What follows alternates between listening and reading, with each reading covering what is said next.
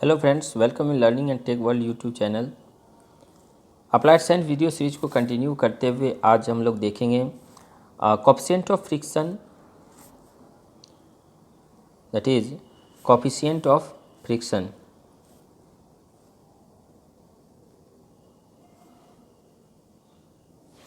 Coefficient of friction, coefficient of friction क्या है? It is amount of resistance that surface exert on object moving over it, that is a friction. And coefficient of friction क्या है? ये है coefficient of friction. जब हम लोग frictional force calculate करते हैं तो F equal to mu into N, F equal to mu into N, where F is the frictional force, mu is the coefficient of friction and N is the normal force applied. अभी देखिए क्या सब होता है यहाँ पे। अगर हम लोग देखेंगे तो ये फोर्स हम लोग अप्लाई करते हैं। फ्रिक्शनल फोर्स क्या है? बैक साइड में पीछे की तरफ फ्रिक्शनल फोर्स, और ये नॉर्मल फोर्स होता है। तो ये फ्रिक्शनल फोर्स F जो पीछे की तरफ अप्लाई होता है, नॉर्मल फोर्स ये due to weight W equal to m g, that is the normal force. और ये फोर्स जो अप्लाई होता है, तो अगर फ्रिक्शनल फोर्स हमको कैलकुलेट करना है तो F equal to mu into N, where mu is the coefficient of friction. Coefficient of friction mainly दो तरह के होते हैं, एक काइनेटिक फ्रिक्शन और दूसरा कोफिशिएंट ऑफ फ्रिक्शन, दूसरा static coefficient of friction mu S. Kinetic और स्टैटिक कब होता है? जैसे कि यहाँ पे फोर्स अप्लाई अगर होता है, फोर्स अप्लाई होने के बाद भी अगर ऑब्जेक्ट इन स्टेबल कंडीशन में there is no any movement, तो इसको हम लोग म्यू एस बोलेंगे। अगर नो मूवमेंट हो, नो मूवमेंट हो, तो उसको हम लोग बोलेंगे म्यू एस, स्टैटिक फ्रिक्शन। अगर ये मूव करने लगे, अगर ये फोर्स जैसे अप्लाई कर रहा है यहाँ पे, और अगर ये मूव करने लगे तो इसको हम लोग काइनेटिक फ्रिक्शन बोलेंगे। अगर मूव कर जाए तो उसको हम लोग काइनेटिक फ्रिक्शन हम लोग बोलेंगे। तो मेनली कोफिशिएंट ऑफ फ्रिक्शन दो तरह के होते हैं। पहला स्टैटिक फ्रिक्शन, जबकि ऑब्जेक्ट स्टैटिक कंडीशन में हो, नो मूवमेंट हो।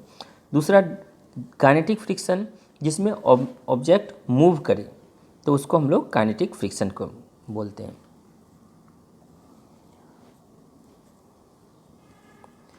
एक न्यूमेरिकल को हम लोग सॉल्व करके देखेंगे।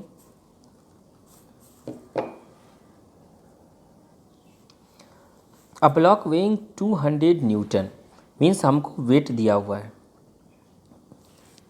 ब्लॉक का weight W equal to 200 newton is pushed along a surface. It takes 80 newton to get the block moving and 40 newton to keep the block moving at constant velocity. अभी देखिए हमको F, जो कौन सा F जो static condition में है, ये है क्या? 80 न्यूटन। और जब मूव कर रहा है मूविंग कंडीशन में, तब F क्या है? 40 न्यूटन।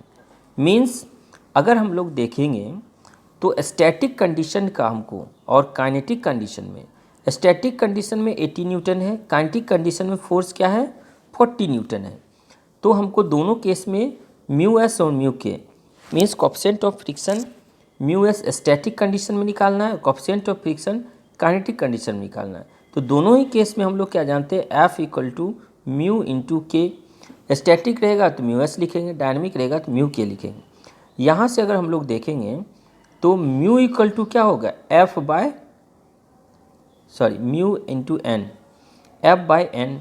तो यहाँ से mu s equal to F by N,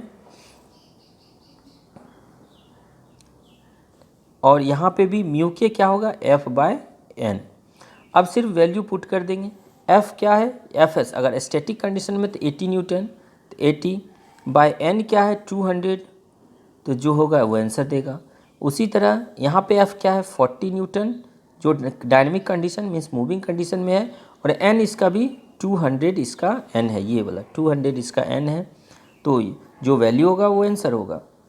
तो बहुत इजी है, स्क्रीनशॉट लेकर के इसको फिर से देखेंगे तो आपको समझ में आएगा। Same things you can see that Fs and F mu k, these two values are there। यहाँ पे देखेंगे same things, F by N यहाँ पे कैलकुलेट किया 0.4 और 0.2।